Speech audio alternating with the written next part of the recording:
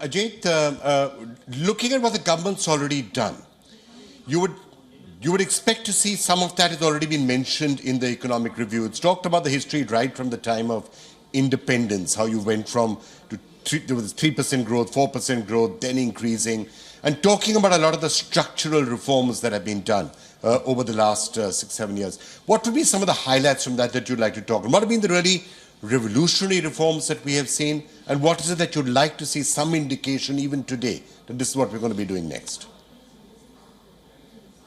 In terms of a 10-year period that this government is in office, I think they have done many reforms that are there, from a variety of new bills, new ways of doing things, and with the advent of digitizing many things, they have been able to deliver services to the citizens of this country, to the welfare schemes, etc., much more efficiently and with much less or practically no write-offs. So in this context, what we will now expect is I would stay with this field that my company is in infrastructure. Yeah. One thing this government has achieved is that so far the highest spend we have really had is about 4 to 5% of GDP on infrastructure. This is the first time in many, many years that we have actually spent 7% of GDP and 8%. And if you take some of the agricultural expenditure which counts as infrastructure, it would go almost to 10%, which has given infrastructure a big boost. And that is the foundation on which, whether it is manufacturing or services, is based on. So I think they are concentrating. And it's been both physical infrastructure, of course, which directly affects you, and also a lot of digital infrastructure has been built. Yes. India, UPI. But it improves the productivity of what we are doing. It allows us to do things we never thought we could do. And I think to that extent, they will continue on that path, is what I feel. And that they don't have to really wait for the new budget, real budget to come in on the interim, to give the indication that they're going to continue on this path.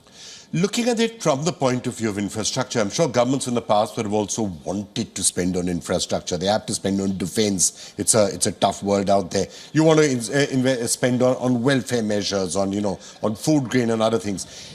It's often been felt there wasn't the fiscal space for that earlier.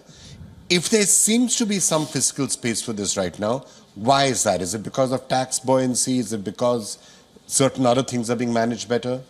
No, the fiscal space continues to cause a certain anxiety, because if our fiscal deficits grow a little high, the ratings of the country comes down and it affects almost everything you want to do. So there would be a concern and they would address it so. But they've been so far able to manage the fiscal deficit control as well as have high expenditure on different kinds of infrastructure, even welfare, or more than welfare, a number of things that they have done, because we went through a terrible COVID area in which many people once again came below the poverty line, and therefore they needed to do something to see that they don't go under. And I think to that extent, they've managed the finances very well on the subject. Second is, yes, the GST has been able to give you much more tax coverage.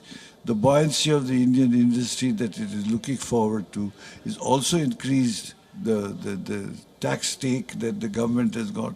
So I think overall they are in a more comfortable position, but the risk of fiscal deficit is still not gone. Okay. And they will be careful about it.